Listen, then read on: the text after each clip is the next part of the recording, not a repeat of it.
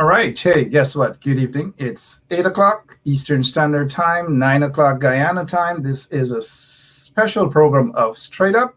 We have a couple of guests on this evening to talk about this race baiting politics by the PPP. Race baiting. And I really do mean race baiting. They're taking the country down dark slope, dark tunnel. It is not a good thing at all. And we want to bring that to your attention. And the attack on young African Guyanese, the attack on young African Guyanese. We have this evening Attorney at Law Nigel Hughes with us. We have former Minister Simona Brooms. We have former Chairman of Region Number 10, Sharma Solomon. We have young Guyanese scholar Ronald Austin Jr. He's a columnist in the Village Voice newspaper. And we have Dr. David Hines also with us. A packed program. Spread the word, share the link. We'll be right back with tonight's special edition of Straight Up.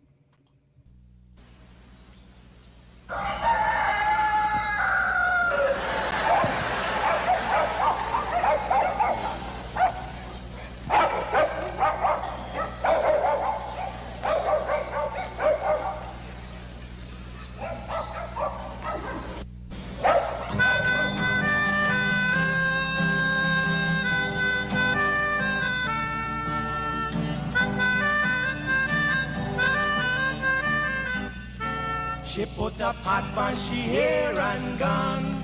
Them a the first one out on the dam.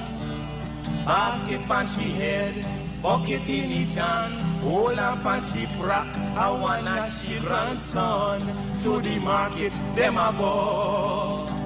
For the morning, the day is dawning. For cockacrow to give the villagers a warning. Rise and shine, the birds them a sing. All animal take turn as them join in the waking. Cock-a-crow, dagabag, donkey, bray, horse, and they even duck a quack. Cock-a-crow, dagabag, donkey, bray, horse, and they even duck a quack.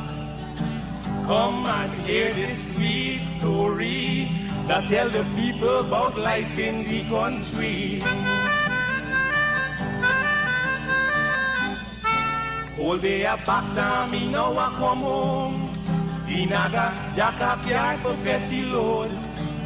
Cockle shy hand, bag over shoulder, running by his side, a Rexy and Rover. From the farm, them a come. Sun a go down but up the river. Some washing clothes, some folks are bathing at the water. Fisherman, they catch them a bring. From a canoe boat, man, them start offloading. Aymara, Kwakwari, Hail Baka Kuma Kuma, even Lokonani. Aymara, Kwakwari, Hail Baka Kuma Kuma, even Banga Mary. Listen to this sweet story that tell the people about life in the country. Them children glad when the weekend come. Out in the yard, them all gather round.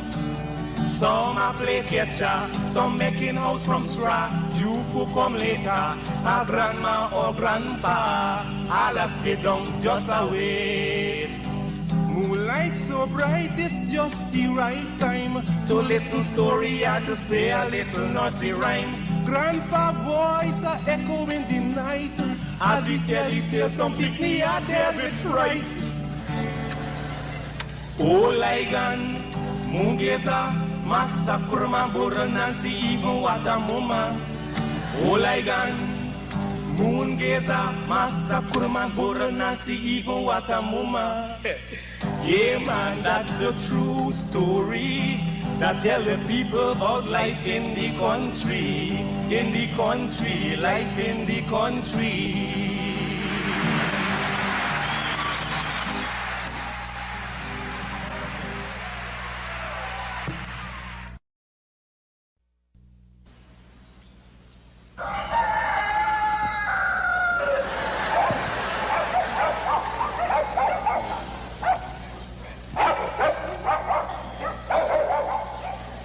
what is the difference between the ordinary thief and a political thief?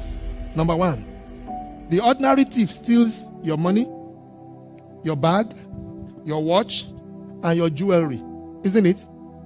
But the political thief steals your future, your career, your education, your health, and your business. Number two, the hilarious part is that the ordinary thief will choose whom to rob. But you are the one who choose the political thief to rob you. Because we choose them. We vote them. We blindly say we are not blind. Who is deceiving who? The ridiculous part of the whole issue is that we will fight to defend and protect our belongings from the ordinary thief. Is it not? But we fight each other to defend and protect the political thief. Is that not what we do? Thugs will be fighting themselves to protect those that are stealing our career, stealing our joy, stealing our health, stealing our success. What a shame. What a travesty. It calls for us to think and think deep. The stage we are in as a country is not a stage where you become an onlooker. You have become an onlooker for too long. You must get ready to put your hands to the plow and be part of the process. It's not just about PVC, carry PVC. You must be in the kitchen where it is being determined. You must be there where the decisions are being made. If we are there in our numbers, they cannot outnumber us. But you leave it aloof. Oh, no, it's too dirty. It's a dirty game. And then the dirty guy is getting to the game of play. And you are there not showing up. And when they begin to make the decisions, you will know whether it's a dirty game or not. The result is always dirty on yours. Dirty on your health. Dirty on your business. Dirty on your success and your career. I hope that is stirring up something in you. All right. Hey, good evening and welcome to this special program on 107.1 FM. It is 7 minutes after 9 o'clock in Guyana. So do spread the word, share the link that we have this special program of Straight Up this evening to address the issue on what I describe as an attack on the African Guyanese community by the PPP regime. And we will break that down. We have several guests on this evening, and they are going to be talking about developments in Guyana. All right, good evening again. My name is Mark Benshap. Thank you all for joining us, taking time out of your busy schedule to be with us this evening. What might be percolating through your minds at this time is that Benshap is looking like a lawyer. Well, I'll tell you what, I am not a lawyer, at least not as yet. And were I a lawyer, I would have been a very effective lawyer. I would not have been uttering, the stuff that Sivon's waste management go around town to pick up. I would not have been uttering those sort of things. I would have been a competent lawyer because I grew up that way. I grew up watching people in the village, not just Philippi village on the Quarantine or Alnis village, villages indeed. And I watched people who were farmers. They were successful farmers. I watched people who were cane cutters. They took pride in doing what they did. I watched people who were teachers, who were lawyers, who were doctors, trade unionists.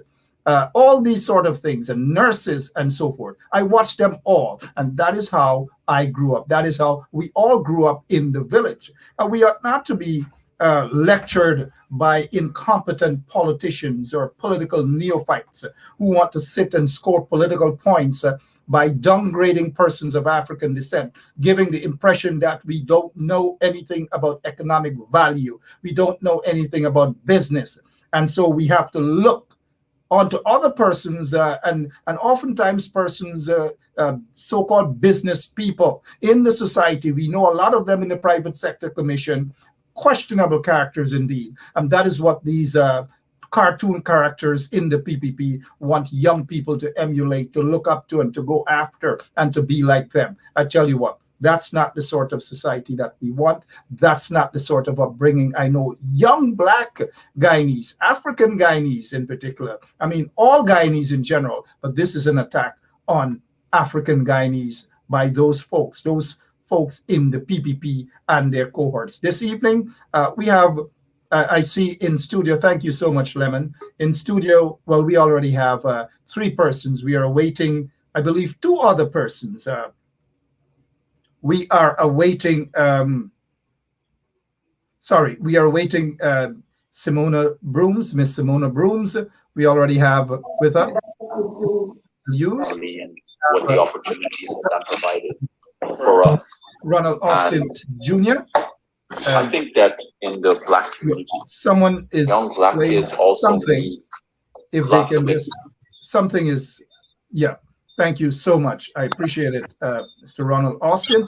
And we also have with us Sharma Solomon, former chairman of region number 10. He is with us, and we are awaiting two other persons, but we can start. Gentlemen, good evening to all of you. Good evening, Mark. Good evening to your audience. Good evening. Hi, Mark. Yep. Good evening. Nigel, I just saw somebody there. Give them my regards. I will certainly pass it on to them, Mark. Thank you very much. I just saw one there. Give my regards. All right. So look, let's begin. We're waiting on Simona Brooms, the former minister in the coalition government. We want her to be on with us as well, because this is not just a men thing, mind you. We want the lone woman to be with us this evening, because we are getting ready to start. And thank you guys so much for sharing the link. Let me say good evening to all, every single one of you. For some reason, we are not seeing Miss Simona Brooms. She is not yet in studio. I don't know what is happening. Maybe we'll have to send a message to Lemon. And I must say that Lemon has been behaving himself. He's doing a great job. And that's what happens when you have good role model. And Lemon has been doing just that. All right, so let's begin. Sorry about that. We're getting a message from Miss Simona Brooms. But let's begin with this. I want to start off with this so that in context, the folks will understand exactly what this show is about and the attack on African Guyanese. My opinion, I'm not sure whether you guys share the same opinion, but we'll get to that as we air this first. Yep. The operator, if you can get to that, we'll appreciate it. Let us see here. All right, we'll take a quick break because for some reason, Miss Simona Brooms, we're not getting her on here. So let us try. We'll be right back. Just bear with us a quick minute, please. What is the difference between the ordinary thief and a political thief? Number one, the ordinary thief steals your money, your bag, your watch, and your jewelry, isn't it? But the political thief steals your future, your career, your education, your health, and your business. Number two, the hilarious part is that the ordinary thief will choose whom to rob. But you are the one who choose the political thief to rob you. Because we choose them. We vote them. We blindly say we are not blind. Who is deceiving who? The ridiculous part of the whole issue is that we will fight to defend and protect our belongings from the ordinary thief. Is it not? But we fight each other to defend and protect the political thief. Is that not what we do? Thugs will be fighting themselves to protect those that are stealing our career, stealing our joy, stealing our health, stealing our success. What a shame. What a travesty. It calls for us to think and think deep. The stage we are in as a country is not a stage where you become an onlooker. You have become an onlooker for too long. All right, welcome back. Welcome back. We don't know what's happening with Miss Simona Brooms, but I'm sure that we will be joined by her shortly. We are still awaiting Mr. Sharma Solomon to be back with us. Let us go to Ronald Austin Jr., his first time on this program, straight up on 107.1 FM. Mr. Ronald Austin Jr., good evening, sir. How are you? Good night, Mark. I'm good. Thank you for having me, first of all. Yeah, thank you for accepting this invitation. I'd like to say good night to the esteemed gentlemen on the panel, men whose shoes are very difficult to fill, and it's an honor being in this discussion with you. Good to be in your company. Mr. Hughes and Mr. Solomon, he's talking about you guys. Good to be in your company, Ronald. I just want to say that the young man is very gracious, and I'm honored to be in his. I've been following his work. Yeah, we all have been following his work, indeed. Let's begin right away, gentlemen, and thank you much for taking time out of your busy schedule. Let's go straight into this tape here. Our operator, this is Ramson Jr. Ramson Jr. is the, he is the minister. He sits there as the minister of Youth, Sports, and Culture. And so we want to get to this recording. And this is an interview on Hits and Jams TV. This is what he said, gentlemen. Which I don't want to repeat, but here's what I would say from my own standpoint on this. When I became a lawyer because I saw my dad as a lawyer, and I admired the fact that he went to work every day, he put on his suit. I saw him in court. I saw what kind of prosperous life it was for him. I saw how it helped to take care of his family and the opportunities that provided for us. And I think that in the Black community, young Black kids also need lots of examples of success, because they have to be able to see that there's a pathway in order for them to build that successful life. And it bothers me a lot when I hear people who just came out of government, who spent $1.4 trillion in this country and failed the Black community, and still are walking around the place saying things as though they have been capable. All right, let's get straight down to business. Let's welcome Ms. Simona Brooms. Let's also welcome David Hines, Dr. David Hines, to the show. Good evening, ladies and gentlemen. Good evening. Good evening. Yeah, thank you. If we can get a more of a volume, according to our operator, from Ms. Simona Brooms, we'll appreciate that. Let's begin with Ronald Austin Jr. about what you just heard there and your take.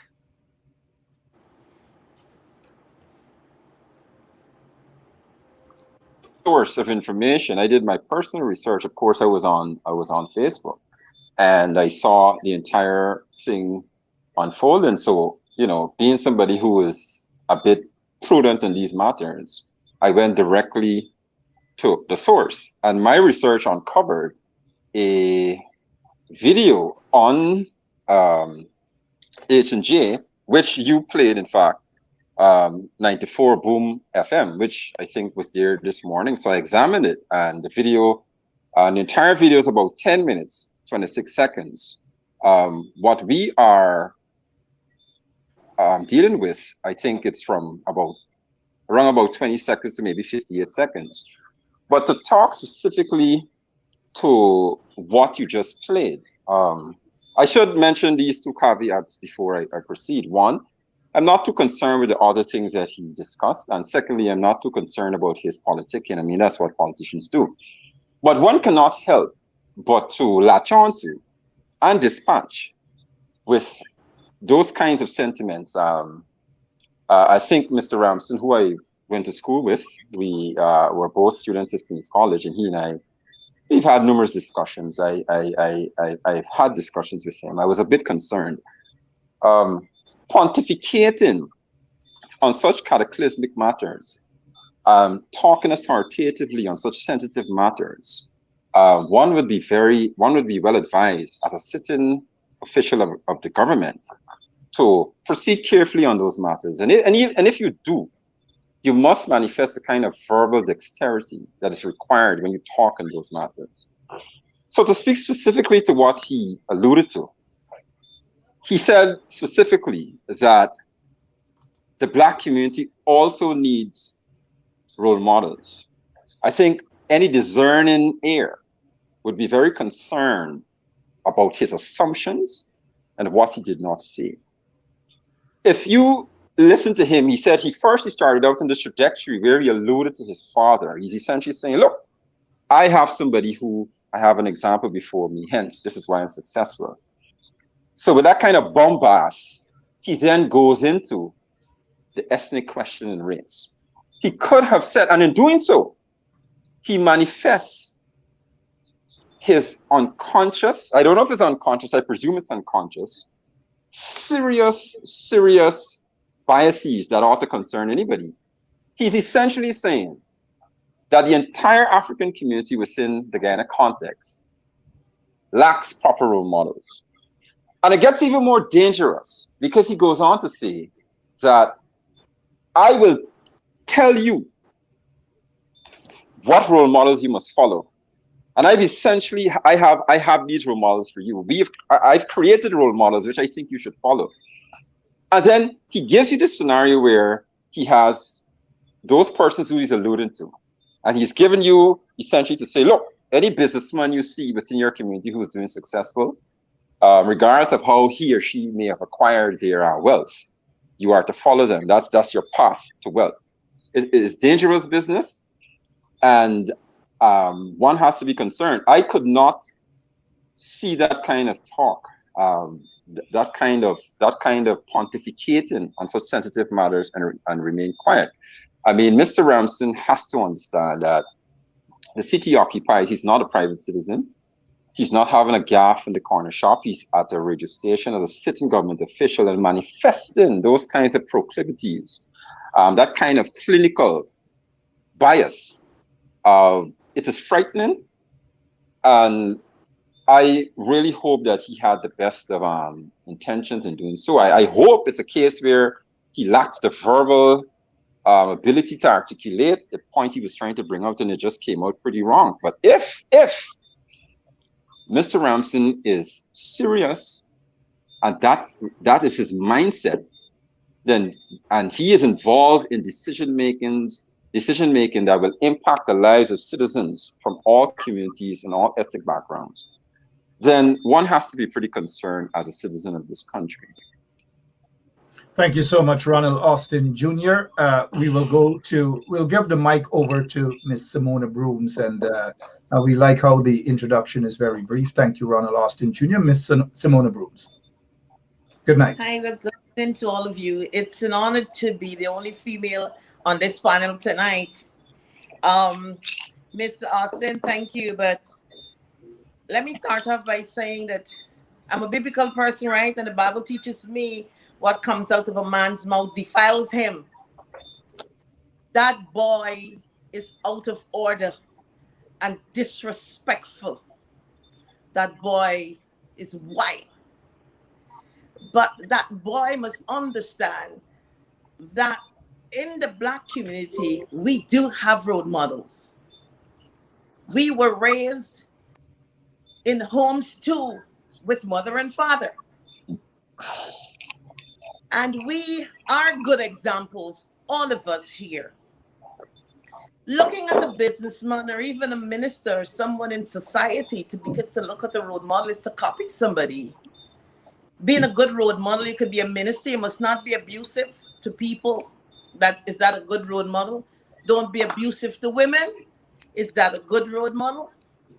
I mean, he was premeditated because this is his language all the time.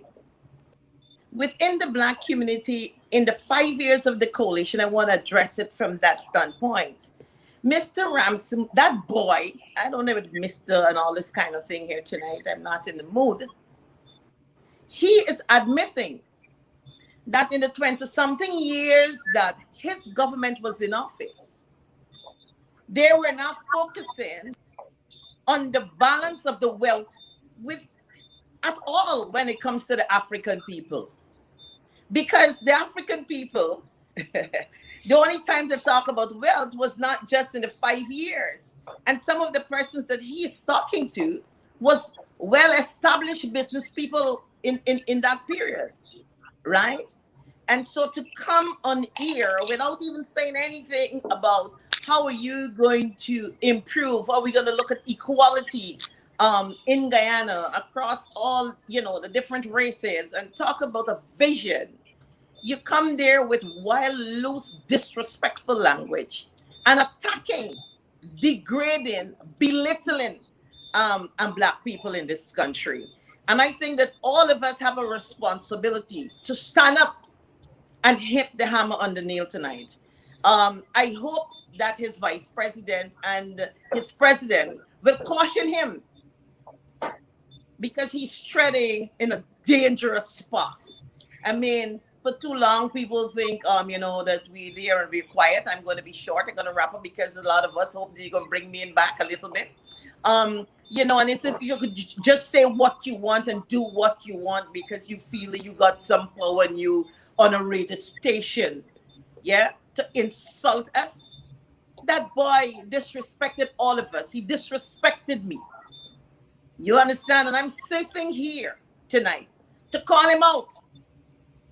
And so listen, while it might be a good thing for you to apologize and do it quickly, boy, come out and clarify your nonsense that you're putting out there, right? So I want to call that boy out tonight and say, listen, you come out and correct your statements. You understand what I mean? This is not the time for us to go down like that. There's a time where we should be looking in a different direction, but he now is admitting to the brutality that Black people face in this country. He's admitting that Black people are being robbed of wealth while trying to superimpose himself over Black people as some role model or some superhero that was raised with a gold spoon in a glass house.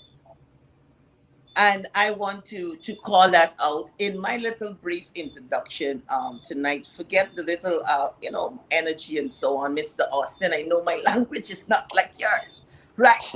But, everybody has their personal style. It's okay. That boy got to be tamed. You understand? So thank you, Mark. Thank you at this time. Thank you so much. That boy. I think I like the song of that. But let's move over to this next gentleman, attorney at law Nigel Hughes. That next gentleman, attorney at law. Go right ahead, sir. Your take. Your microphone, please. One second. No, I'm okay.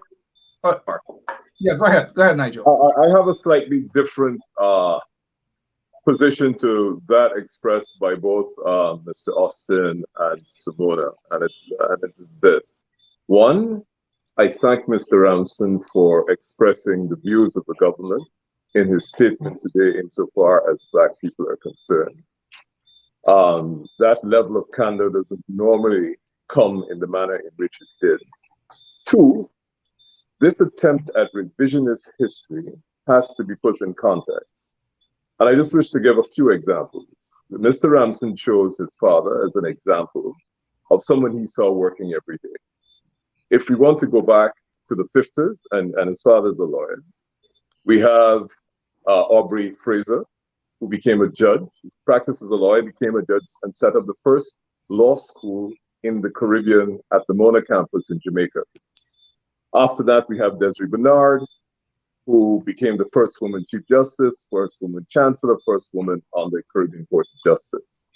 We had Eric Clark, who started the first law firm, which is Burnham's law firm, Clark and Martin. All of these people worked every day, and it is evident from Mr. Ramson's statement, and I only chose those because they have a legal background. He chose his father.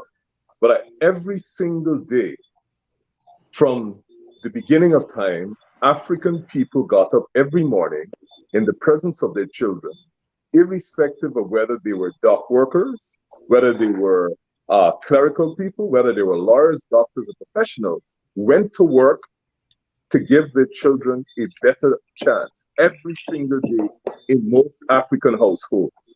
So to suggest today that they're revising history to somehow say that African children have no role models or African people have no role models really needs to be treated as an attempt at revisionist history.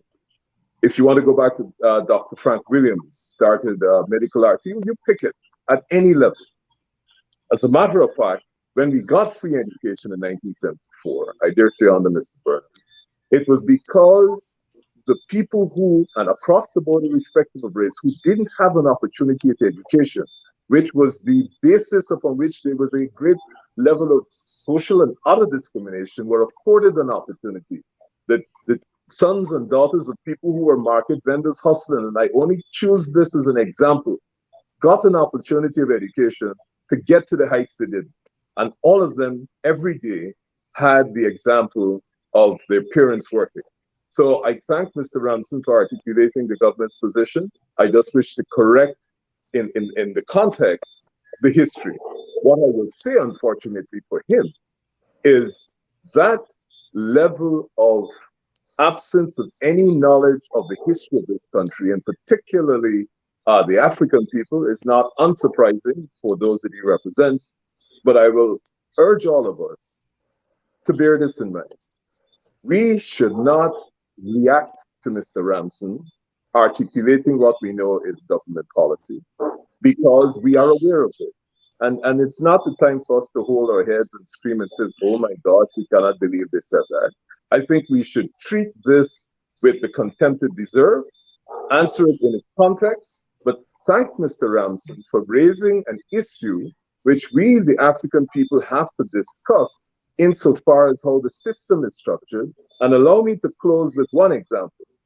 Mr. Terence Campbell, one of the most successful businessmen in the country at the moment, African businessman, but irrespective of whether Terence was African or any race, he's successful, went on a public program and said that there was discrimination in the banking practices in this country, where he would get loans at 13 points, while Indian persons like him would get it at 8.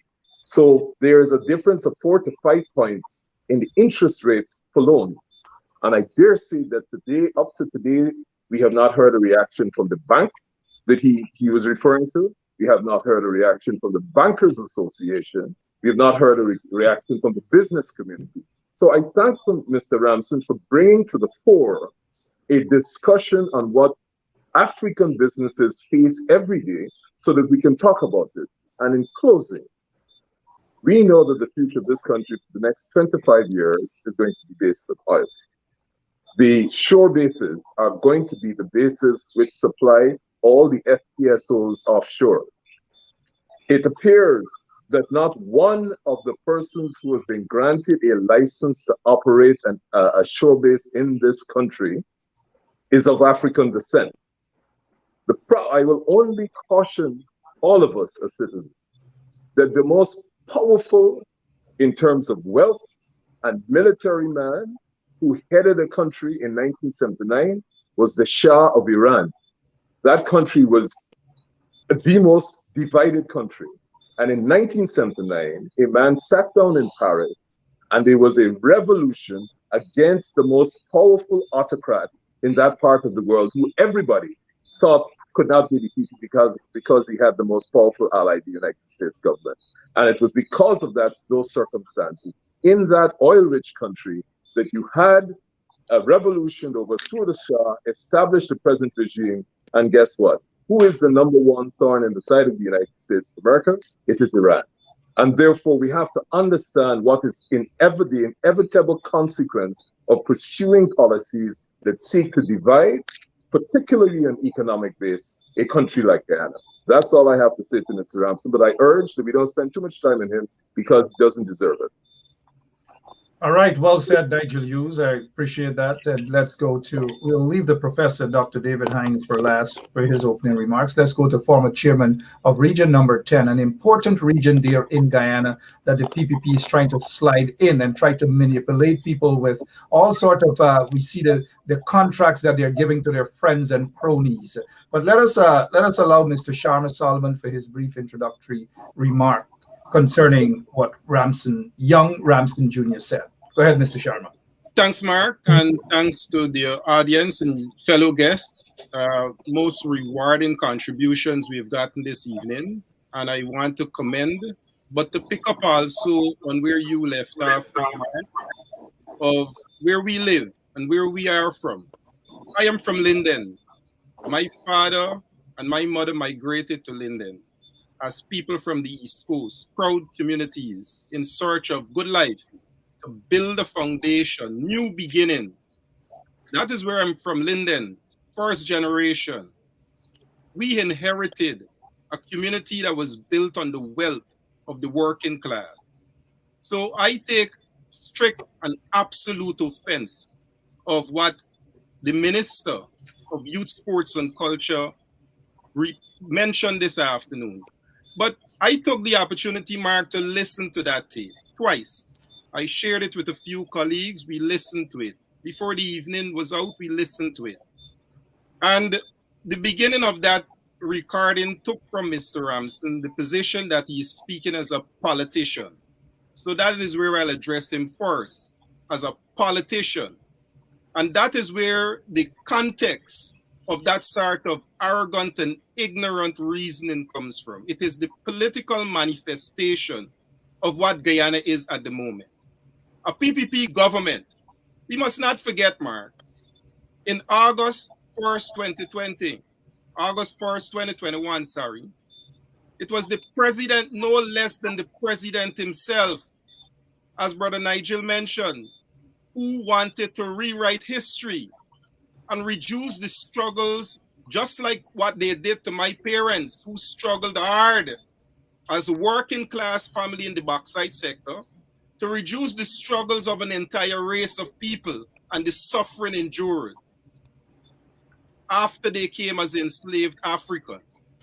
That is what a government and the policy that those who defended the president after the 1st of August and said nothing was wrong with that statement went in their shells when persons like yourself, Mark Benchcap, Brother Lincoln Lewis, and myself, who called the president out the said morning after that very arrogant statement. And you know what? He apologized the next day. That was shallow and empty as it was. But what it reflected deeply, Mark, is the sort of political policies that we have to face as a nation. So what do you consider wealth creation for Afro-Guyanese? Only those manufactured by the PPP. What is that sort of manufacturing? Systems that they have put in place that deny persons the option to get the sort of loans and available resources, systems that take away from an entire community the opportunity so that they can be able to go on a level playing field and earn, unless they give you trinkets and pieces. I would not in isolation address Charles Ramson. As Sister Simona called him the little boy. And it is not without context and cause. But we must understand deep within his government. Minister Ramson spoke out of ignorance, and he's repeating the policies of his government. But what are they doing, Mark? What are they doing in terms of wealth creation? They have broken down all of the structures in our society. No procurement commission, nowhere that you can validate if some of these people that they're creating wealth for are really satisfying the conditions of the state. And this is the arrogance of promoting wealth creation in Guyana by the policies of the PPP.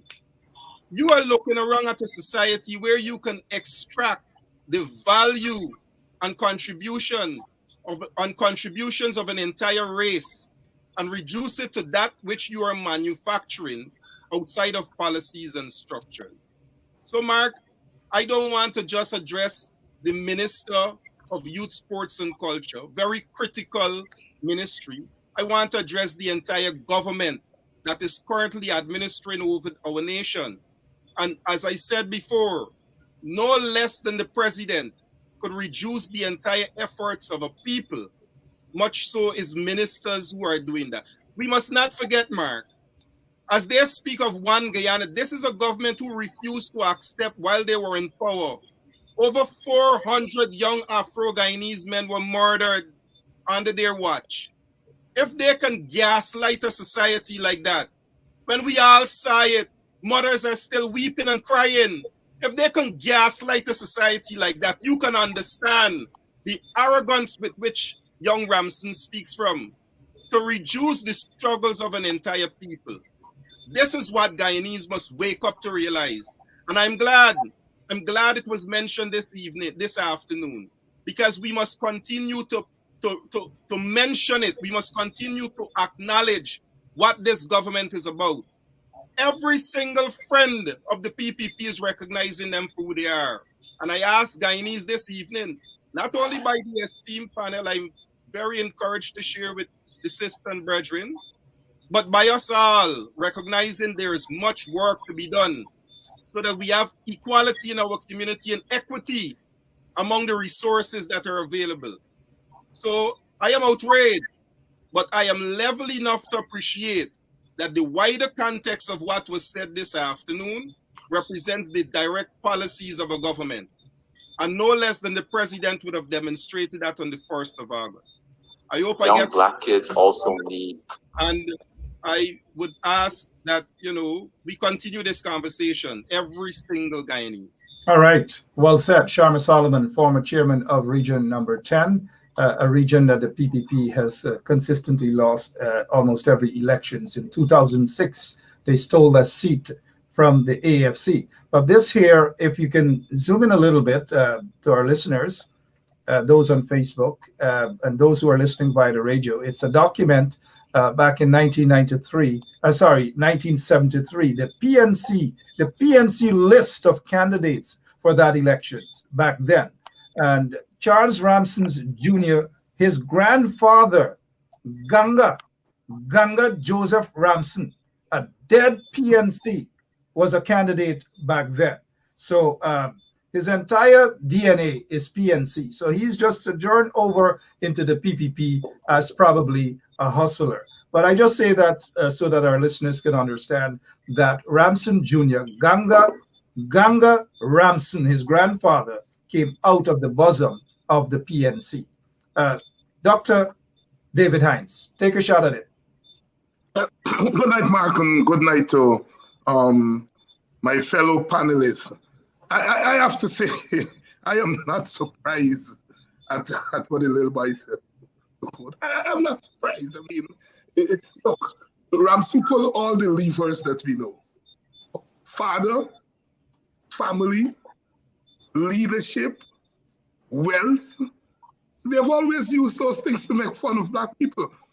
There is an ingrained anti-Black racism that resides in Guyanese society that we Black people have aided and abetted over the years, either through our defensiveness about our identity or through our resolve sometimes to accommodate to others.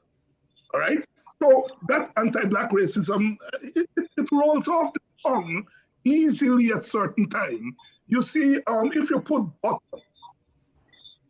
in a frying pan that is cold, it don't roll off. But when the frying pan get hot and you put the butter, it roll off. What am I getting at? I'm getting at something called power. Mr. Ramson is speaking from the background of power. Power was handed to a government of one ethnic group last year in an election that was inconclusive. And when power was handed to that government, it says the other people who contested are thieves. There was a moral rejection. There was a moral judgment that was passed on Black people last year. That here you're giving power to an ethnic group because you are good, to quote Mandela. And those other people, they're evil. What else you expect? How else you expect them to exercise that power? When you put prejudice and power together, you have that. That comes from that young man's mouth. And I want to have news for you all. It comes from their mouth every day. It comes from their economic policy. It comes from their policy to the police. It comes from their policy towards young Black men that they kill with impunity. And it is trickling down to the base. That's where the danger is. It's trickling down to the base.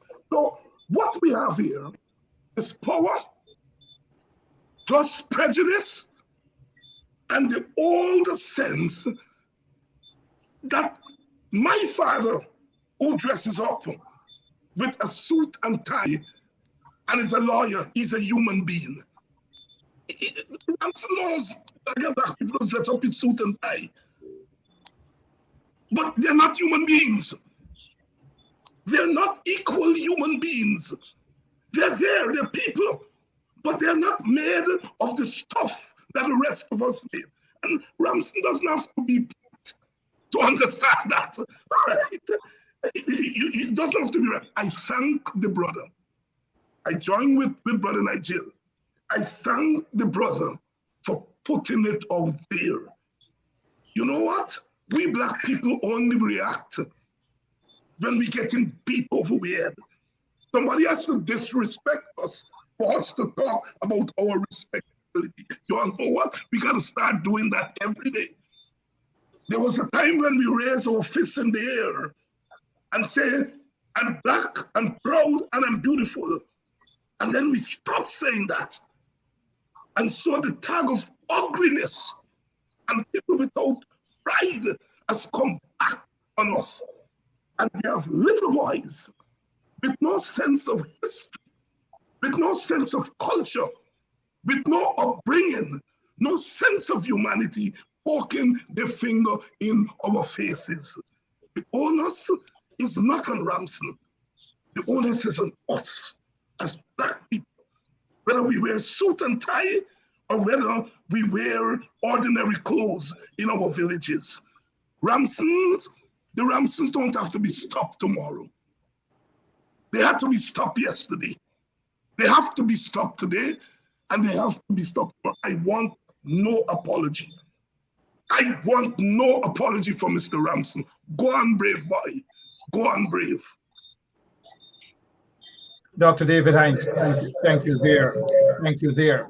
And I'm sure that the little boy, Ramson, is watching. We see in front of the class, we have Attorney Nigel Hughes want to add something. Go right ahead, Mr. Hughes. No, I just wanted to say I completely support David's call. I do not wish any apology. I never expected them. And I don't wish an apology for Mr. Ramson. I really am very grateful that he has been as candid as he is. You can only ask for an apology from people that you expect better from. I don't think we have those circumstances there. So don't let's waste time calling on him to apologize. Mr. Ramson has articulated what we all know. He's articulated the government's position. If the government does or does not want to say something about it, good for them. But I certainly, personally, do not wish an apology. All right, Nigel Hughes here. Let's get back to Ronald Austin Jr. That message was obviously orchestrated. He was sitting there in a radio studio that many feel that particular radio station is in full support of the installed regime, which was a deliberate attempt to basically say that a $340-something million contract to Shanghai, Kashif and Shanghai and company was basically justified, and persons who were questioning or who are questioning that contract should shut up. What is your take on that Ramson's message, and how should young African Guyanese, whether they're professionals or not, how should young African Guyanese view what he said? Mark, I think if you understand what happens when people begin to tinker with or revise history, that is a harbinger or something before something. That is the coming of totalitarian domination. If you look at history, all regimes that intend to dominate in totality, they always go to history and they create a narrative that justifies their rule. So they begin to program the minds of the masses. You look at the regimes of Mussolini, Hitler, 1933, when he got his man Goebbels to go into history and think and bring up these narratives. I'm frightened when you hear him speak, and I know persons on the panel talked about apology. This fella is afflicted with a condition. He's not even conscious of what he did, you know. He might be sitting very well. The dangerous thing about it, he might be sitting right now asking, what's wrong with these people? What's wrong with these crazy people in this panel? What are they talking about? I said nothing wrong. He manifested a clinical condition. I saw somebody who has been cultured, somebody who I saw an ideologue. An ideologue is somebody who sticks doggedly to an idea. It's part of their DNA. You get an apology from him. It's superficial. It's some instruction that would come from the higher political bosses. If they decided what he said is not kosher enough, he may get some instructions. But what you saw there was somebody who's afflicted with a clinical condition. And I want to allude again to history. If you read history, if you have an idea of how regimes operate and members who control and people who control the state apparatus, when they begin to go to the main communication means of a people and they begin to articulate certain ideas, they are really trying to indoctrinate, which is step one for domination, because it begins psychologically first. So it's your mind. Program you to say, one, reject your leaders. They're no good. Look for fresh leaders. And here is the direction I'm sending you into. These are the people I want you to admire. And then you begin to proceed from there. That is dangerous business. That is not something that is done facetiously. That's not something that one does in a Pavlovian manner. It's not knee-jerk. It is carefully calculated and planned. And that's why I am concerned. Second point I'd like to make. I'm not too concerned with all of the different political content and articulations. I'm concerned about that specific statement in which he went into the whole role model issue. We can go back to history, and the most learned Mr. Hughes pointed out that you can't trouble history. It is there in black and white. When Afro-Guyanese left the plantation in 1838, and they started the Free Village movement, from few pennies, the slave mothers and fathers sent their kids to London to become lawyers, and the entire legal profession was started out. They didn't need role models to get that done. That was done with grit and determination. I feel offended. My grandfather, Carl Austin, the first local commissioner who went to study at Oxford and came back, became the first local commissioner, Carl Austin. These are giants within the Afro-Guyanese community. You have a plethora of role models, past and present, and for you to sit and say that I want to see more role models within the African communities, and here are the role models I would program you to focus on. You are going down a very dangerous path. You are engaging in high-stakes psychological games to program an entire people, a people with a documented history of struggle and people who went to the most difficult of circumstance and have lived themselves out. I mean, look, Mark, it is a fact. We have got to have some difficult conversations within this country. And those who want to remain quiet because they fear consequences, they can stay in their homes and remain quiet. But we've got to start having some very difficult conversations. As both the learned Mr. Hughes and Dr. Hines mentioned, that look, maybe this guy is opening a path to something, and maybe what he said, there's a benefit in it. I mean, as repulsive as it is. But if you're going to sit, I'll make the point again, if you're going to sit and pontificate on cataclysmic matters such as those with ethnic overtones, you've got to have the ability to do so And what I saw proceeding from the lips of Mr. Ramson, it's complete wildness. I don't know anybody in the senior position, his cabinet colleagues would even go down that road. You don't discuss those issues like that. An entire people you were giving directions to, an entire community you're telling them, condemning them first of all, saying that you're that bad, and I want to help you, and this is who the people I want to show you who can help you. I got some people. These dog whistles are dangerous because I don't know what people are hearing.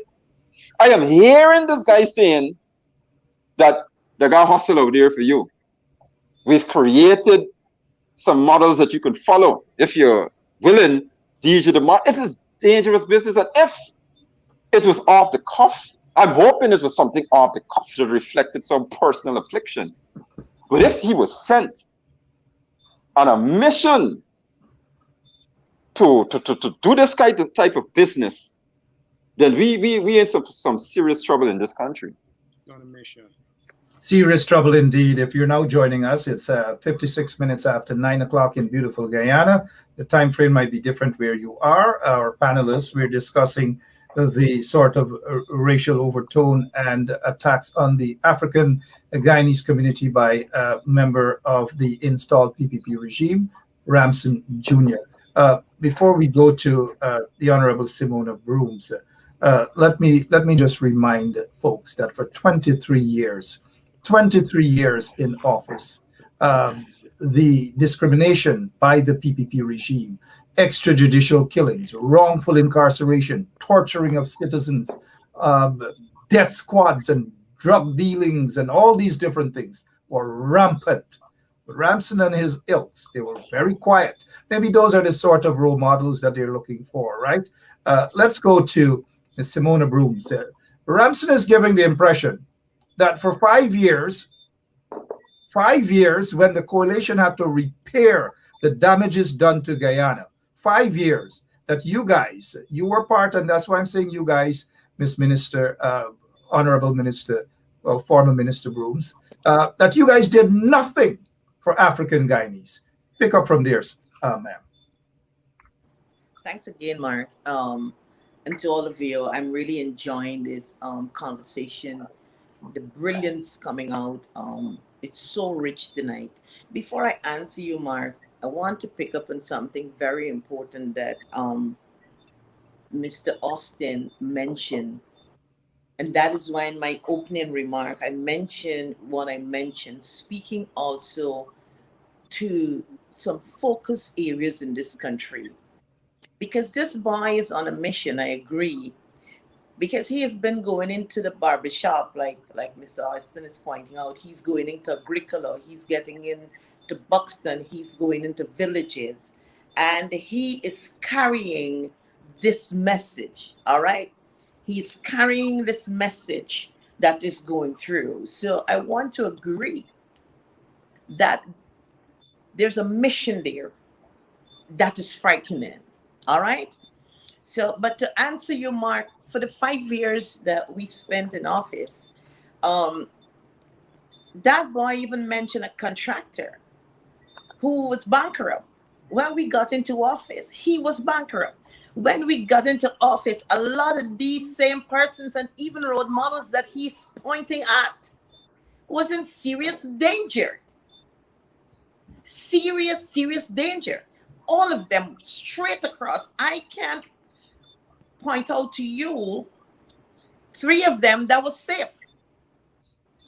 When we took office, we went into the communities, all of the communities, Indian communities, and we find the neglect. But when we get into the Afro communities also, we walk the highways and byways, and I can talk about that. What we found was not even the lack of wealth. What we found is what the senior Nigel mentioned. He mentioned about education. Well, we mentioned that our people was not even given the opportunity to education. And in fact, the free education was ended in their period at the university. So when we go into these byways, these young boys and girls whose mother would have gone to work in this African community, be it a security guard, be it a police officer, and be it what, and leave them at home. Even in their homes, the oppressors used to go and pull them out from there. Not only lock them up for 72 hours, but double 72. You understand? You talk about the murders and you talk about all of that. But when we came in, the whole system had to be relooked at. Not only from contracts, where we look at the procurement system and how it was structured, only to facilitate a certain set of people, but to open up and even make it mandatory that 20% must come from the smaller persons and persons who are trying to get in. When we got into office, not only did we look at education and the level of what it was happening, but we look to empower also even to the level of training. Mark, I want to tell you what hurt me, a lot of women, a lot of Black women, when we took office, the only job they were seeking is one of cleaning our security in a lot of cases, in a lot of these cracks, because they could not have even get into the job system. So I am not going to sit down at no time and we bury our head in the sand, but it is a dangerous time. And like all the other colleagues, yes, I agree. Listening to all of you, there's no need for an apology, but I also agree with all of you that this is a bold period. And so we have a responsibility, all of us on this panel, to look at the danger that we all pointing out. And Mr. Austin, lastly, to say, hey, this is something we're speaking into the minds. And you're not only speaking in, you come in and say, well, listen, I have a solution. I am going out there and marking a lot of these places, and I have to, because the young man even selling himself out there in the base, as he's the smartest person aspiring on this president and what he brings and the type of leadership and trying to galvanize this base and Black people behind him and to fool them. And this is facts. Right?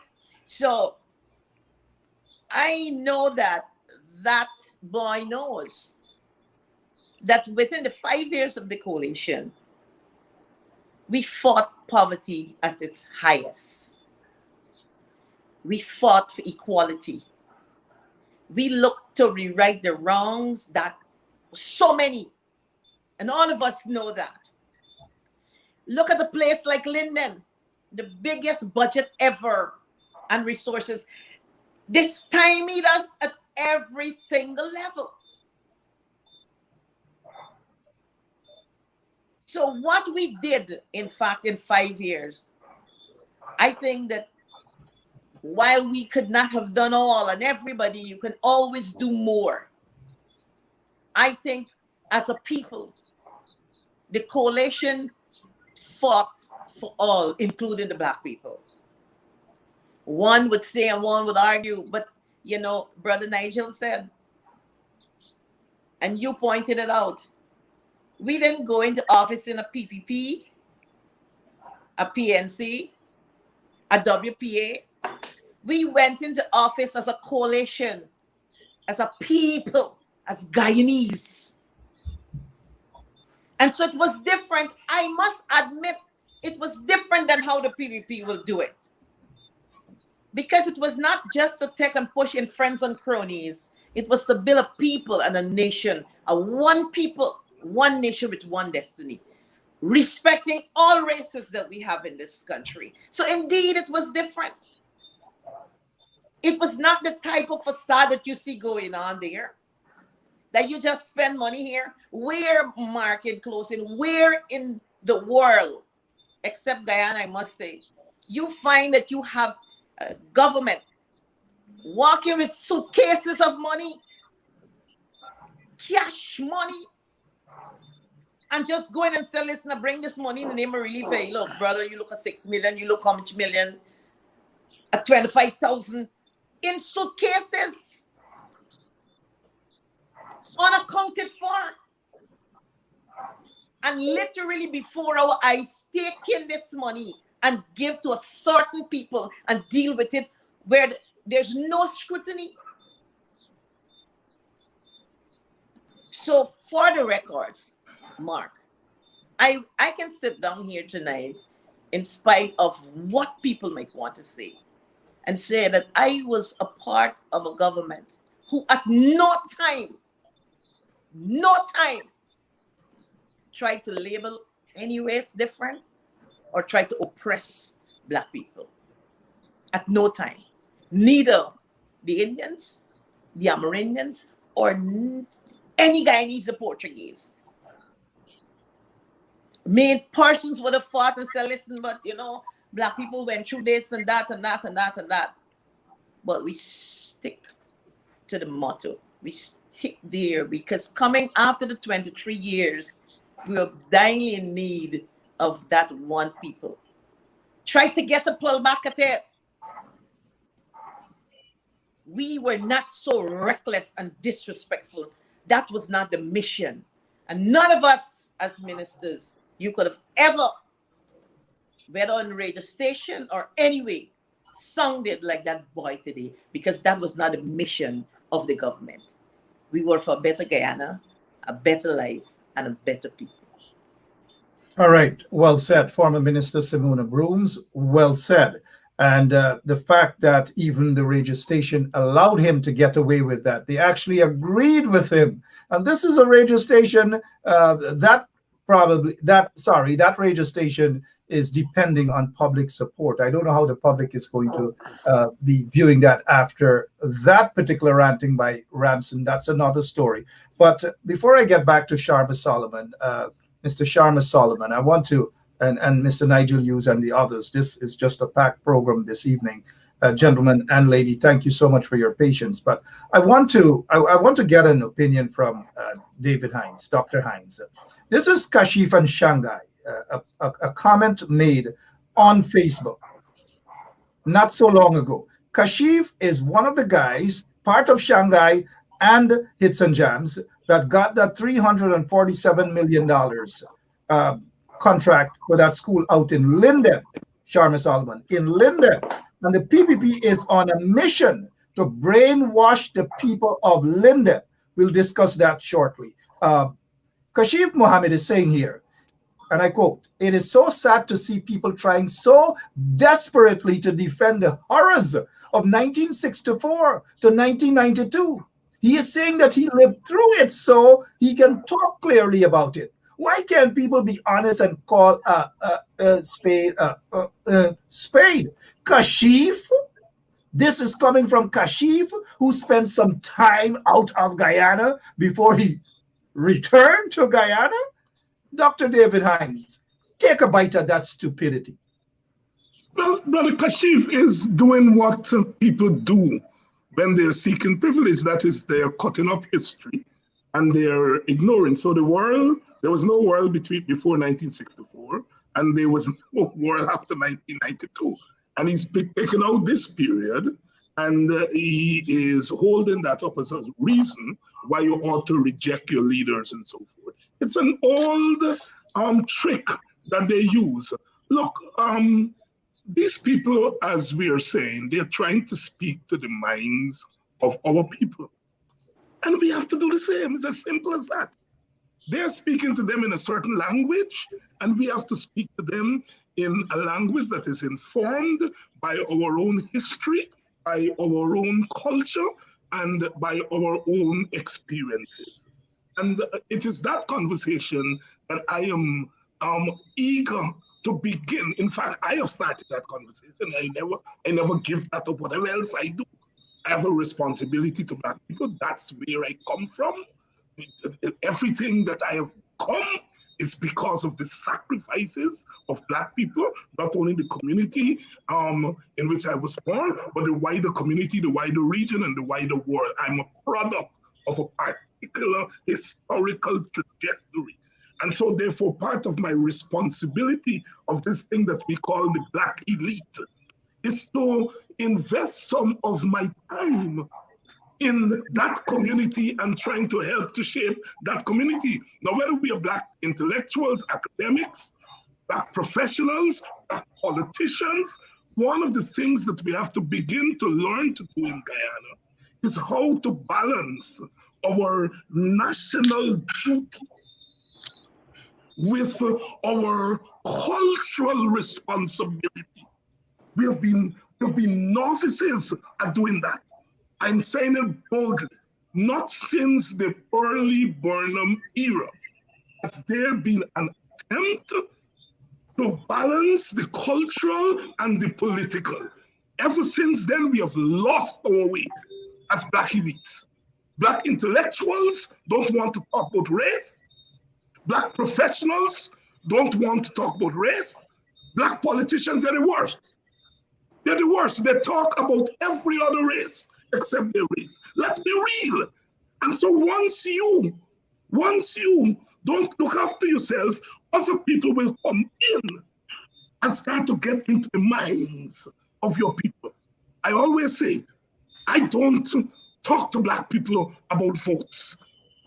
I talk to Black people about how we can survive this cruel world, a world that has been cruel for 400 years, that we have survived, we have overcome time and time again, and that my generation has a responsibility, not to wait until we have been attacked, but to prepare ourselves for the coming attack. We are caught napping today by this little boy. We should not have been napping. We should have been anticipating him. And so it is that kind of conversation and mobilization that I think is what is needed. My brother Ronald said it's a dangerous time, brother. It has always been a dangerous time. The temperature is only up a little now, but it's always been dangerous. That's our problem. Because we think somewhere or the other, we have won this game and we can throw back and relax. The game, look, we're an ethnic society. We didn't ask for it. Our history has developed in a certain way. And so we have to contend with that history. And our responsibility, part of our responsibility, is to ensure that we don't devour each other as different ethnic groups. But we cannot save Guyana on our own. We cannot make Guyana people one destiny, one nation on our own. That's a responsibility for all of the ethnic groups. But some or the other, the Black elites always be.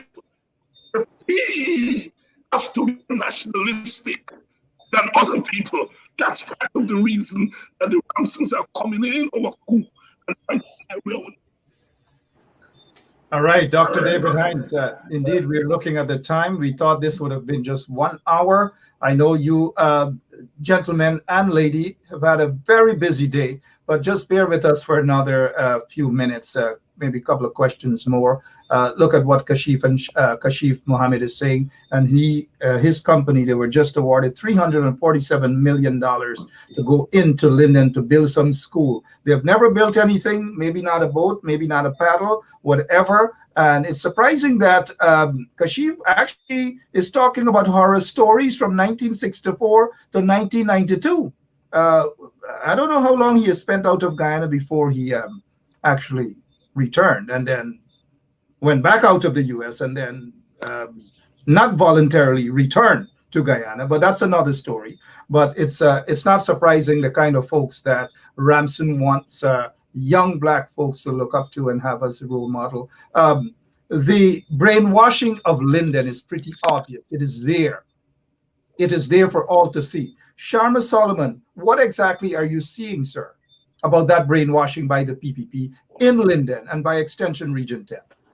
So let me say this, Mark. This minister who had his aspiration to become president of Guyana, all right? This is a minister who is making a pronouncement in a radio station in front of another gentleman, a Black gentleman, and would have remarked about villages that these gentlemen are from. So I'm giving you how gaslighting is, besides the gaslighting, the sort of ignorance of some of the people involved in the issue that promotes this gaslighting. In listening to that recording, the minister asked one of those individuals that own the radio station, where they from? Pleasance. Eddie Grant is from Pleasance. You talk about Madame Desiree Bernard is from Pleasance. And at that point, nobody could have corrected him about those role models, about those people who are of black origin. So in front of the man's face, he's being disrespected about his own village. This is the sort of people that entertains this sort of thinking and ideology from a minister. And I go back to the first. It wasn't the president alone.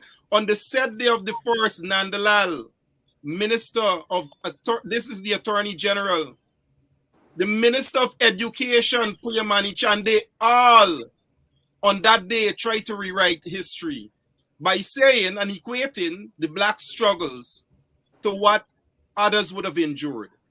I am saying to you that they can say these things in front of our faces. They can put our people to parade the arrogance of their own history. Lyndon is not shy of this. Lyndon, no.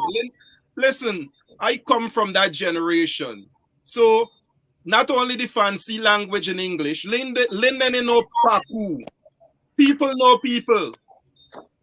People will not be gaslighted by just a few people saying to them what they see before their eyes are not things that they cannot acknowledge to be not right. I can say to you, individuals who have collected money from the Lyndon Economic Advancement Program to invest in building the capacity in the West Watuka area in agriculture, $10 million, and still owe that money, have now been given $300 million in a contract. This is not manifestation of things that are not on paper record. This is what is these are what are the facts. And we can put that behind us. But we can also acknowledge that there are those among us who are perpetuating this sort of behavior because they feel okay now, while an entire people suffer. So whether it is the public servants who are dominated by a particular race because of the cultural context and societal structure, given 7%, in essence 3.5%, and sugar workers who were paid before are given a further $250,000 each, we can come away with that and behave, and the president can sit on early morning to lecture Guyanese that the public servants are not being taken advantage of. This is the sort of policy-making machinery that we have, Mark. One that is not only divisive, but one that does not even see equitable balance in the resources distributed. So Lyndon understands the issue of marginalization. We understand beyond marginalization, when you stand to speak in defense and stand on your own right, they will come to murder you for that. We've witnessed that. No amount of gaslighting by a few will take that away, Mark. No amount of pakuing by some people who have been paid off and we understand their limitations will take that from us. We know them. We know who they are.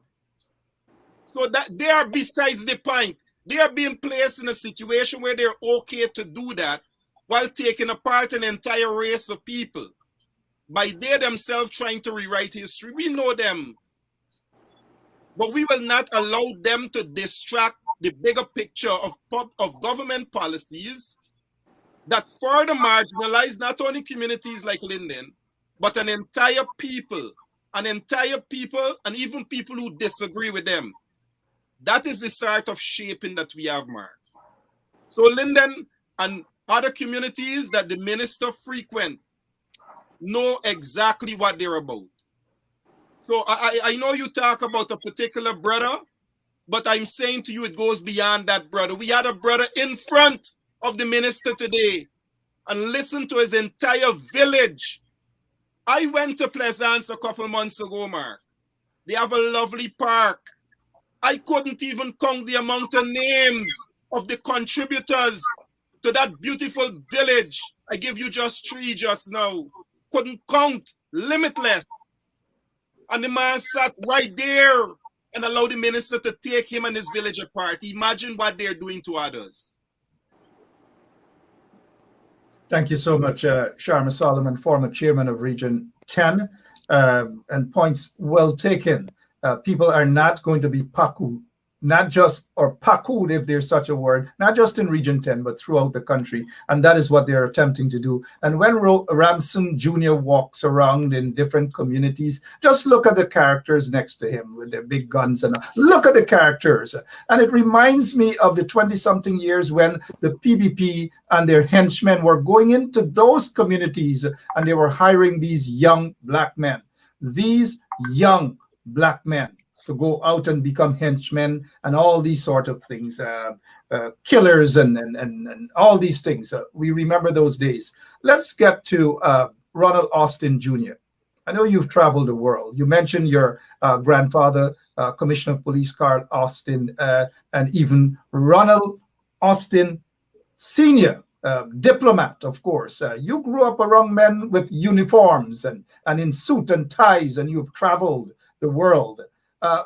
Forget about Ramson. Forget about that dotishness. Forget about these men that he wants young people to admire and look up to as role model. Forget about those hustlers. Leave this evening by saying some word of inspiration to young, particularly young African Guyanese. I've always said, I besides having the privilege, which I'm honored to have had, of being around Afro-Guyanese role models who have done well for themselves. I'm very proud of my experience as a teacher for 15 years and for almost 6 years doing youth leadership training programs with lots of young leaders from different ethnic backgrounds. But I particularly said to those of Afro descent that the first thing you've got to acknowledge that once you come into this world with melanin in your skin, it's a challenge. That's once you open your eyes and you look down and you see that pigmentation, you are in for a challenge. Things are not going to be very easy for you. But you've got to maintain your integrity, your discipline, and your principles. And you must not compromise those for anything. What is going to happen in Guyana today is that you're going to have to make a choice. If you want to take the brown paper back, you have to take it, but you'll compromise. You become voiceless. You have a choice. You either eat steak, drink wine, and have engagements at the Marriott with your dignity completely gone, or in cases where you don't have access to those luxuries, but you keep your principles. I can say for those who face, those who are facing the challenges, it's very difficult, even to females. I mean, I'm on the ground, I'm talking to persons. The country is extremely tough. Every day, persons have to make a choice between survival and principle. People have their principles, but the money people will come and wave the brown paper back in front of your face. But as if you are anybody of any consequence, if you intend to be of anybody of any consequence, you must possess the ability to say no when your principles are going to be compromised. I know many persons would say, oh, Mr. Austin, you come from elitist background, you went to QC and your father traveled the world and your grandfather this, you were hungry, your stomach never hurt you. But I have seen, I've said to persons that my father was a public servant. Yes, he was a diplomat, and of course I had access traveling the world, but it wasn't a case where you did not know or have challenges. I was part of a group of persons who worked at the highest level in this country. And I'll say this, I was told that I have to, if I write a letter of apology, I might be able to keep my job. And I asked the messenger who came, the emissary, I don't know who sent her. I asked her, show me what facility is available within the public service statute that allows for the writing of a letter of appeal. I said, my contract doesn't have it, and it's not available within the public service statutes. I said, once you write a letter of appeal, only convicts appeal. I've been convicted of nothing. I don't even have a late letter within my file. And that message was sent. But my point is that I was faced with the challenge of choosing between eating steak and having my principles compromised, or going out there being challenged with my dignity intact. So I'm saying to persons, it is going to get tough. You're going to be given offers, but you must remember that once you begin to accept certain gifts, you are compromised. You become voiceless. You cannot speak anymore. So my message to Afro-Guyanese youth all around Guyana is that you come from a proud people. You can go back all the way in history from the Egyptian empire, which everybody boasts about, was preceded by the Nubian Empire. Go check the history. Go check Mansa Musa.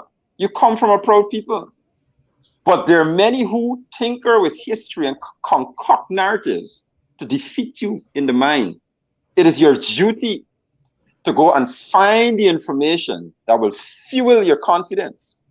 If you depend on others to give you narratives, to give you concocted history, then you're going to get all sorts of things. I'm saying to you, first and foremost, lift your consciousness. That's the first step. Understand who you are. Understand why you were enslaved. You were enslaved because you were feared. Look at Walter. Read How Europe Underdeveloped Africa. If you don't want to read the whole book, go read snippets online. You come from proud origins. And that's the first thing. Lift your consciousness. Get that confidence and belief. And you proceed from that basis. And that should fix a lot of things.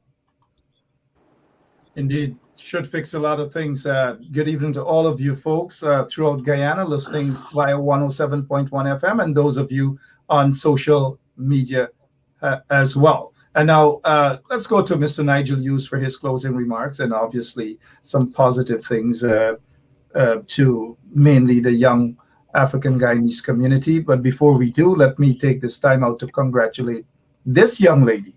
Oh yeah, she is the 2022 Rhodes Scholar, right? So she is heading to Oxford University, just like many other scholars, Bill Clinton and a whole host of others. Rolita Barrow, that's her name. There she is. She's proud. She's going there. And Oxford University is actually an Ivy League. Ivy League. I know Ramson oftentimes loved to boast and brag that he went to a university in the UK.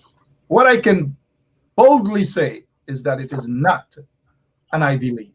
But this young lady, look at her carefully. She's going to one of the best universities in the world. Look at her. Look at her. Just take a look at her. Mr. Nigel Hughes, your closing remarks, please. Oh, sorry, your microphone, Nigel.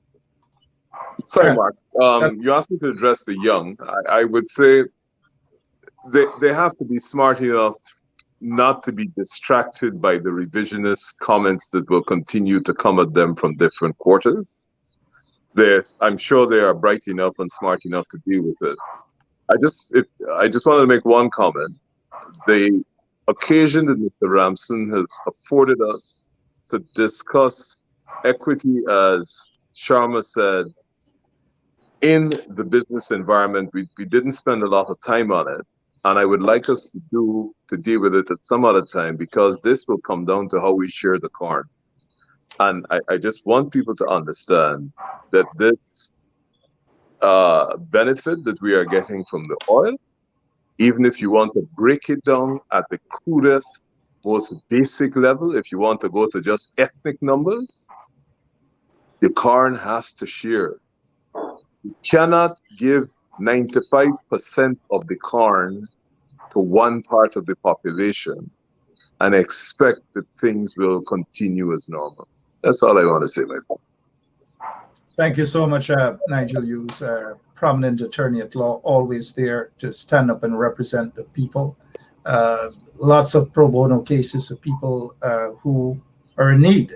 I hardly hear these so-called lawyers who are now mouthing off themselves. And the boy that we're talking about, they're not into pro bono cases and all these things. They're all about who got on a suit and tie and these things. I know people who had cutlasses in their hands and farming tools. Their kids went on to become doctors, successful doctors, brilliant doctors, lawyers, teachers, headmasters, headmistresses, and all engineers and all these different things. So that particular little boy is not the only one, but he's in a different league, albeit a lower league. Closing remarks from former Minister, Honorable Simona Brooms. Well, Mark, in closing, let me say that I myself am a proud Black mother. My Thailand was different. I went to work, and every time leaving home, my prayer was that I can return to see my kids again. I lived the life of a minor. So my kids was raised looking at their mother and their father, Thailand. My daughter graduated from Howard. She did a double degree in chemistry and biology. My son from Florida State University, marine biology, and just wrapped up his master's in England. And my younger boy who did business at Mega Everest, the eldest. And so I want to encourage young people. And I want to say also that, young Black folks, regardless of where they live, they're conscious. And us being here tonight also proves that all is not lost. And they have an opportunity at this time to ensure that what Nigel spoke about, and to ensure that the plans that that boy revealed and unraveled before them, that, hey, this is where the money there and this is who got it and all of that. We didn't have to say that to them. He did that. So he's pointed that out to them. And I want to say to them that, hey, you couldn't hear it better. You have elders, you have examples. To them, and I want to say to them who are great role models, who have all the requirements that you can look to. You don't have to go far, be it as a teacher, be it as a security guard. You'll be decent. Listen, they're not cons, they're not convicts, we have decent people, and I encourage you not to give up or not to bow to the masses. I say oftentimes that slavery is not done for us. It's not in the fields where we pick cotton, but where we have different masses, be it governments and at different levels and so on. But nobody can enslave us. Nobody can do that. And so this attempt and what is happening, I want to encourage young people. It's a sad situation that you don't have an example in the Ministry of Youth, Sports and Culture. You don't have a role model there. Yeah? What a pity for the young people. But you have role models other places. We will build Guyana. Brother Nigel talk about who fought and overcome. Young Austin mentioned the same thing. I heard a passionate Salo voice. Salo, I ain't hear you like this in a long time. Well, I want somebody who hold back the elder in the room, Mr. Hines. so passionate on these topics, you could see him jumping out.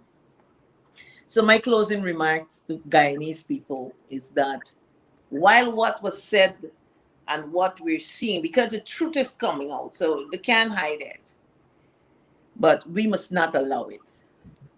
We must not allow it. And I thank all the viewers. I thank all you beautiful people on this panel, and I hope that I will have the privilege again to sit here. And Mark, thank you for facilitating such a wonderful program. And I agree with you, coming from a business background. To these young people and Black people, don't let these banners and brethren come to you and tell you about crumbs. Crumbs is to keep you hungry.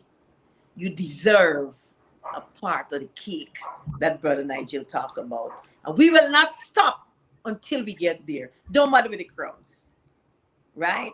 I'm happy that I myself was out there as a leader. Never thought and never will think that you deserve crumbs. And we will reject crumbs because crumbs is crumbs. You understand? Better days have to come. We have to make it possible. Thanks again to all of you.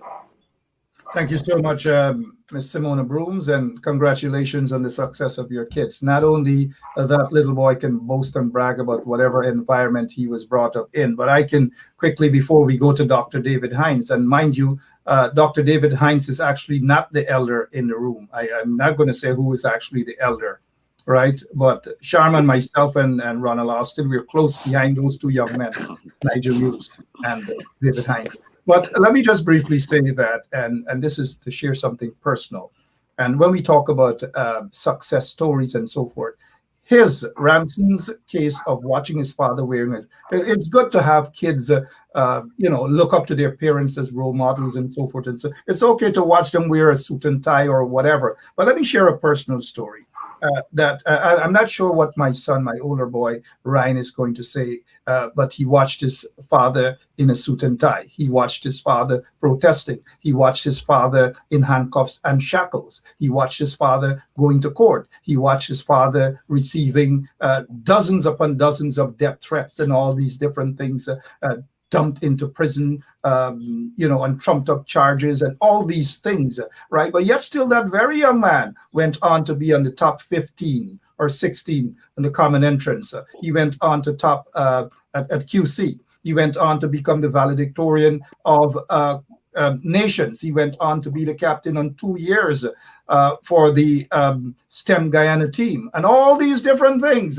And so the point I'm making, and now he's at one of those top universities in the UK. The point that I'm making is, Ramson, your accomplishments is not a lot. There are other folks, not just my son alone, but other folks out there, like this young lady who's heading off to Oxford University. And we have to wish her success. There are lots of success stories within the African Guyanese community, Ramson. Lots of real success stories. Let me give Dr. David Hines his closing remarks. Dr. Hines. You wanted us to talk to the young people. And I just want to say to young people, look, do what you can do. You're going off to Oxford.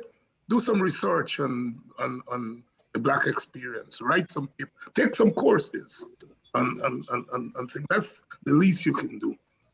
Those who are not going off to Oxford and the other places, give a little of your time to your identity.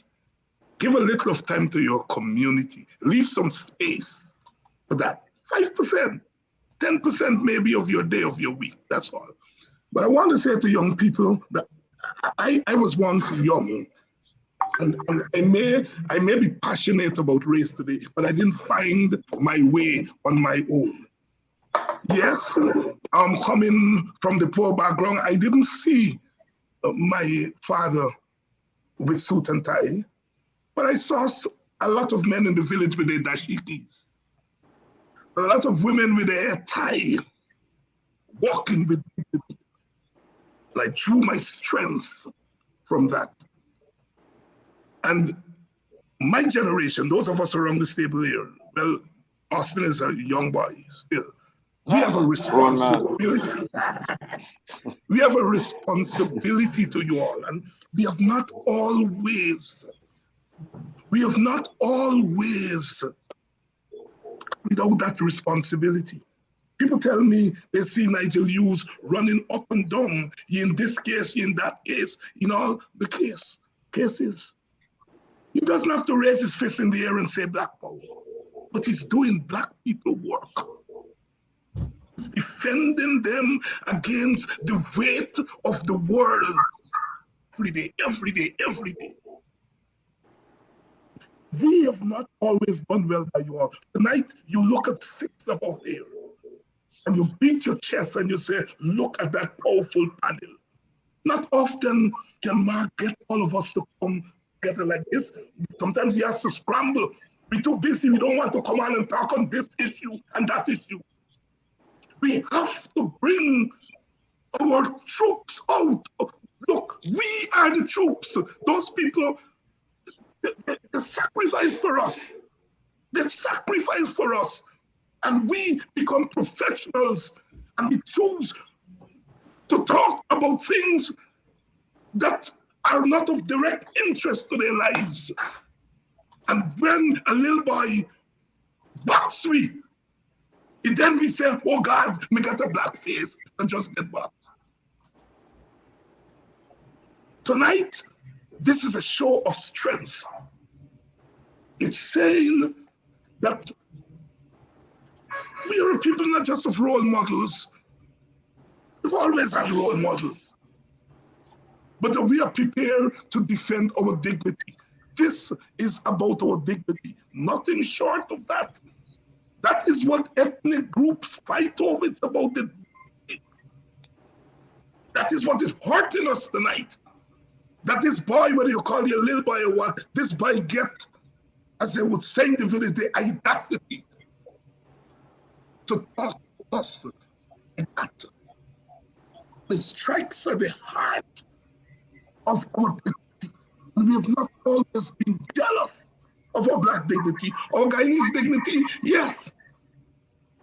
But we have not always been as jealous about our black dignity. And so people construct us, as Mr. Ramson did, construct us as an undignified people. Nobody, and I'm saying this to young people, nobody else will construct you as dignified people. You got to do it for yourselves.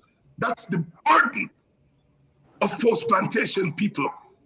We constantly have to throw the plantation off of us because they're always going to try to cover our faces with it.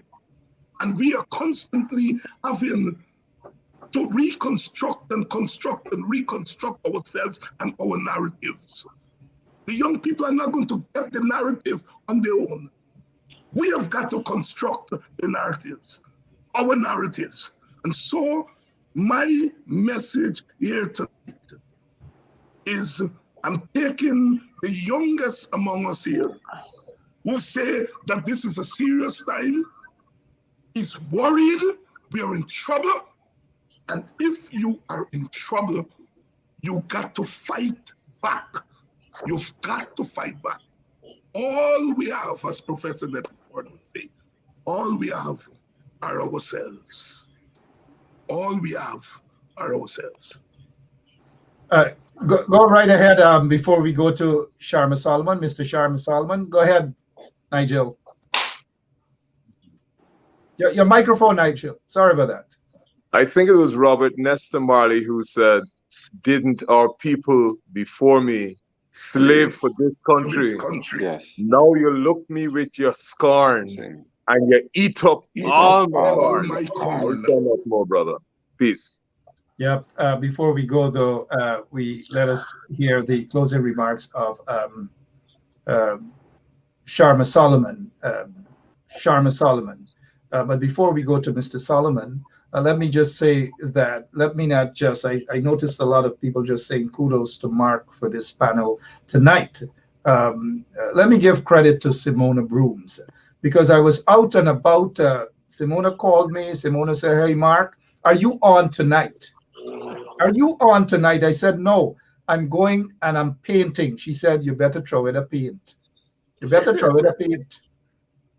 I said, why? She said, you better throw it a paint and be on tonight to host your program, and I will be on your show. I want to talk. So Simona Brooms, thank you so much for taking me off from that painting job. All of the other guests here, when I called them, they immediately said, yes, they will be on. Thank you, Nigel. Thank you, Ronald. Thank you, David. Thank you, Simona. Over to Sharma Solomon. Thank you, too. Your closing remarks, Mr. Solomon. Mark, I am humbled by your thank you. I am encouraged by the fellow panelists. And I would say I don't necessarily need the thank you, because this is such an important issue. And to be among the esteemed panelists, it is such encouragement for us to be able to have these sort of conversations that I was honored myself to be invited. So I should be thanking you and thanking your panelists, that not only to have this conversation, but so that we can share it in a wider context of not only as a people, and I hear that, but where we as a nation stands. Because if all are not involved, then we will not understand where we have to take our different concerns. I say to young people, I myself, having the opportunity to serve as president of the Upper Demerara Football Association twice, and the privilege to work among thousands of young people in the football fraternity, it is always a level of encouragement as to where they find and seek their role models, people who can inspire them, people where they can draw the sort of inspiration to move forward in life. I take that from my parents, country people, working class people, people who drew from their heritage, villages. We go back to the village movement. The same amount of effort and the understanding of building wealth. I saw my parents employ the Baksan, went into cooperatives. We have a history, Mark. We have people that can build for us the sort of understanding of how we move forward in the future. We have villages. We took pride to say it took a village to raise a child. It was our village that came together. I grew in that environment. It is so disrespectful that now we have to be defending ourselves as if we don't have history, as if we don't understand where to find our role models. And people are trying to rewrite and distort the facts.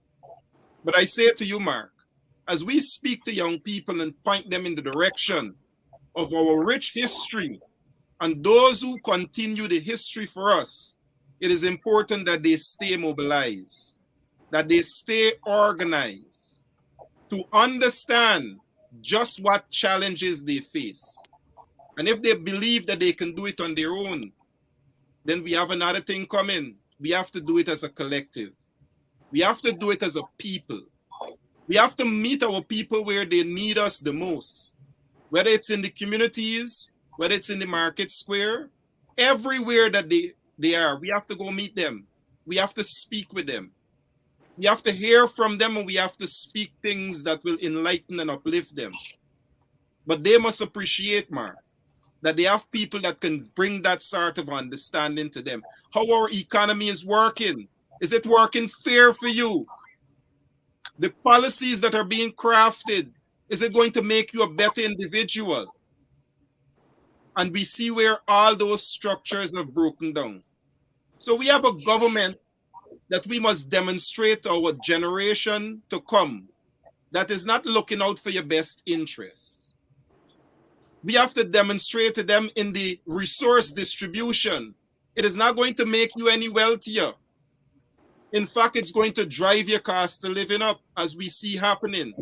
And they're going to take money out of your pockets.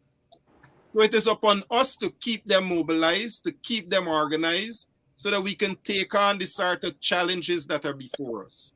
And we have to ensure, Mark, that we do everything possible to correct this wrong, because we will be doing our next generation a greater disservice. I end there, Mark.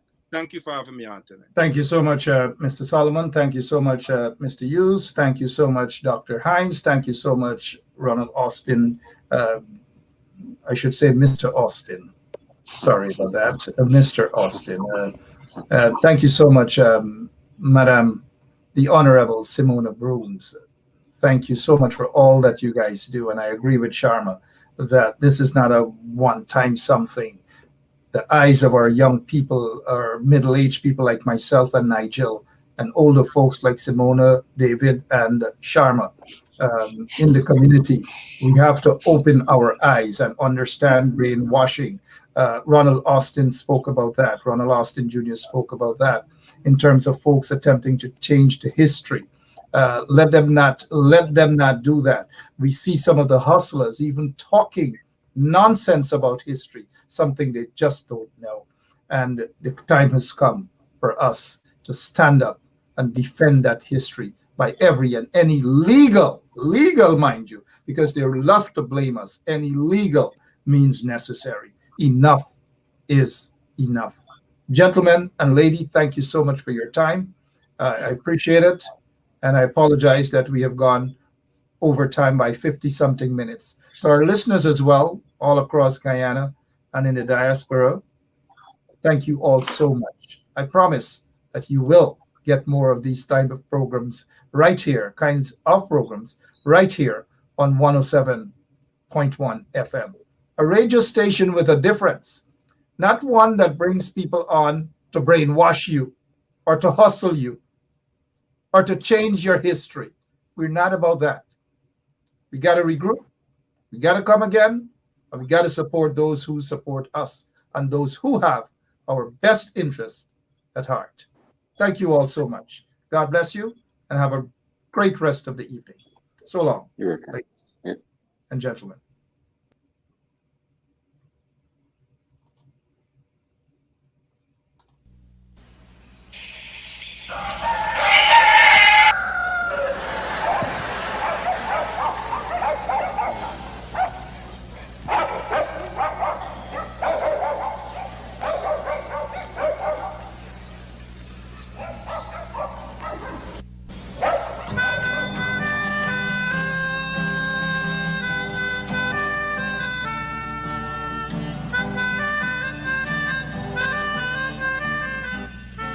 She put a pot on she hair and gone. Them a the first one out on the dam.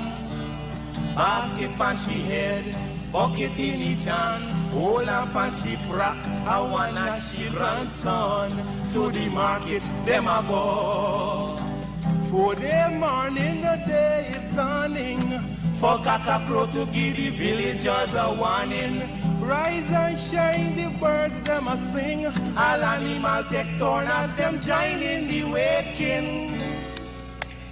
Cockacrow, dagaba, donkey, bray, horse, and they even duck a quack.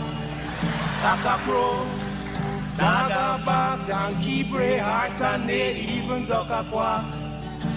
Come and hear this sweet story that tell the people about life in the country. All day a back down, me now a come home. In a jackass yard for fetchy load. Cockle shy hand, bag over shoulder, running by his side, a Rexy and Rover. From the farm, them a come. Sun a go down but up the river. Some washing clothes, some folks are bathing at the water. Fisherman, they catch them a bring. From a canoe boat, man, them start offloading. Aymara, Kwakwari, Hail Baka Kuma Kuma, even Lokonani. Aymara, Kwakwari, Hail Baka Kuma Kuma, even Banga Mary. Listen to this sweet story that tell the people about life in the country. Them children glad when the weekend come. Out in the yard, them all gather round. Some a play catcher, some making house from straw. Two who come later, a grandma or grandpa. All a sit down just a wait. Moonlight so bright, it's just the right time to listen story and to say a little nursery rhyme. Grandpa voice a echo in the night as he tell you tell some picnic a there with fright. Oh Ligan, Mungeza, Massa Kurma Bura Nancy even Watamuma. Oh Ligan, Mungeza, Massa Kurma Bura Nancy even Watamuma. Yeah man, that's the true story that tell the people about life in the country, life in the country.